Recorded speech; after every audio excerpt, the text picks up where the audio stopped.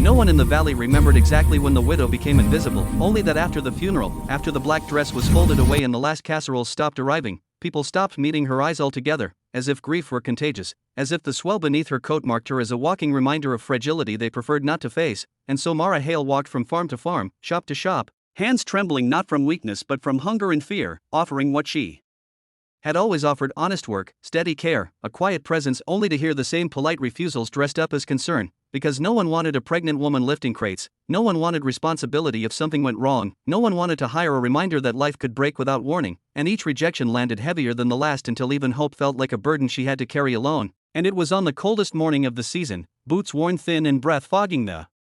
air, that she reached the edge of the largest ranch in the county, the one people whispered about, owned by a man who spoke little and trusted even less, a rancher whose horses were known to be wild, unbroken, and dangerous. And as Mara stood at the gate debating whether pride or desperation would win, the rancher himself appeared, tall and weathered, eyes sharp but tired, and before she could rehearse her plea he noticed her hands, how they hovered near her belly protectively, how they moved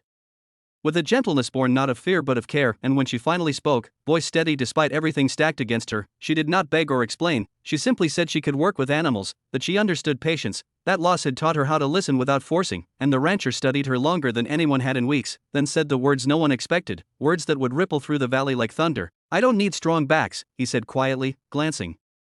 toward the restless horses behind him. "My horses need gentle hands." And in that moment, as the gate creaked open, Mara felt something unfamiliar stir, not relief, not joy, but the fragile return of dignity. And if this story already has you feeling something, don't forget to subscribe to the channel, because stories like this remind us that hope often enters through doors we never expected. The days that followed were not easy, but they were honest, and honesty was something Mara understood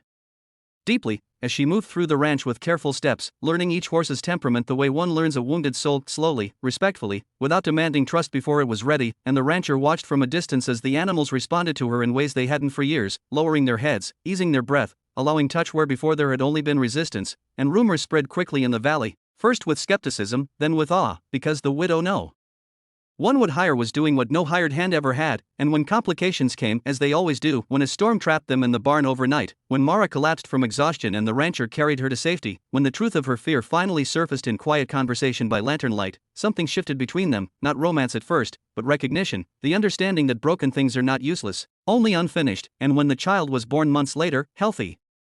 and strong, the rancher stood outside the room holding his hat like a man who had finally learned what strength truly meant. And the valley took notice, not because a baby had been born, but because a woman once dismissed had rebuilt herself through dignity, patience, and trust. And the rancher, who once believed only in fences and control, opened his land and his life to something softer, something braver. And as years passed, people would say it wasn't the horses that changed first, but the man. And it all began the day he chose compassion over caution, proving that sometimes the quietest decisions create the loudest legacies. And if this story moved you, inspired you, or reminded you that kindness still matters, subscribe to the channel, because these are the stories worth carrying forward. Ranch, they no longer spoke first of its size or its fierce horses, but of the quiet transformation that seemed to live in its soil, as if compassion itself had taken root there. And it was said that travelers who arrived broken often left steadier than they came, because Mara Hale never forgot what it felt like to be turned away, never forgot the weight of invisible doors closing, and so she welcomed others with the same gentleness that had once saved her, teaching her child, now old enough to walk the paddocks barefoot, that strength did not come from shouting or force but from listening, from knowing when to stand firm and when to soften. And the rancher, once known as a hard man, became a living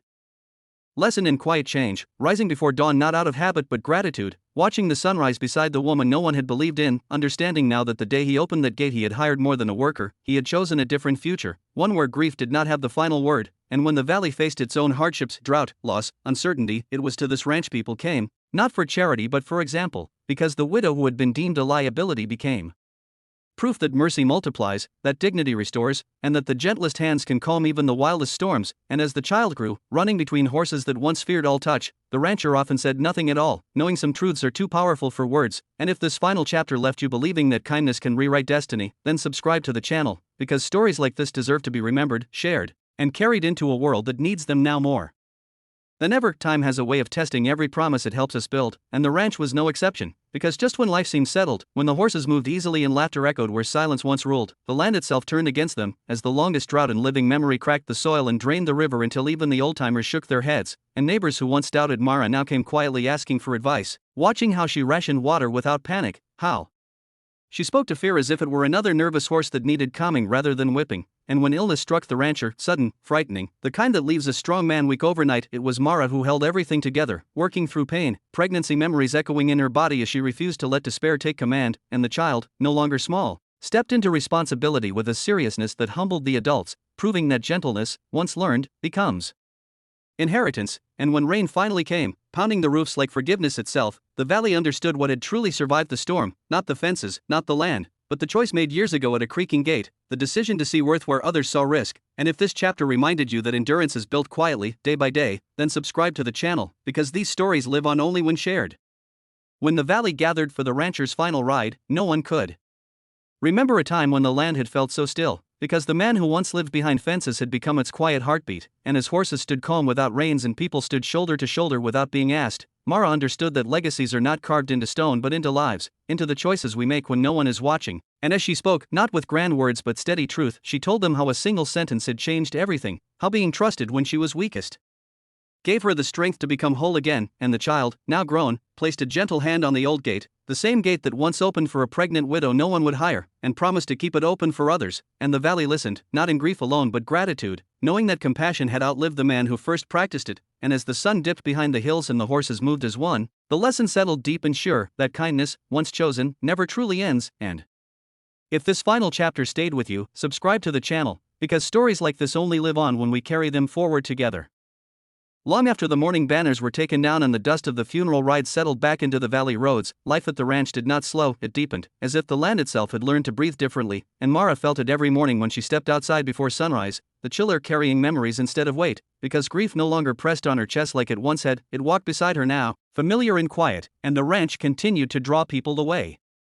Calm water draws the thirsty, men and women worn thin by loss, by failure, by a world that had told them no too many times, and Mara never asked for explanations, never demanded proof of worth. She simply put work in their hands and dignity in her eyes, and slowly the ranch became something more than a place of labor. It became a lesson unfolding in real time, where broken fences were repaired alongside broken spirits, where horses that once flinched at human touch stood patient for children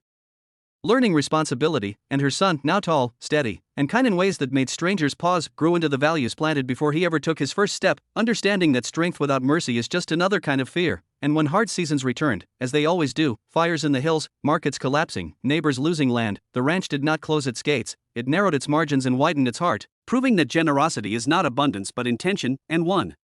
evening, as Mara stood at the old gate watching her son teach a frightened horse to trust, she realized the truth she had lived into, that the day no one hired the pregnant widow was not the end of her story but the beginning of a legacy larger than survival, larger even than love, because it taught a valley how one choice, quiet, risky, compassionate, could echo across decades, shaping children not yet born, healing wounds not yet named. And as the sun set gold across the land, Mara rested her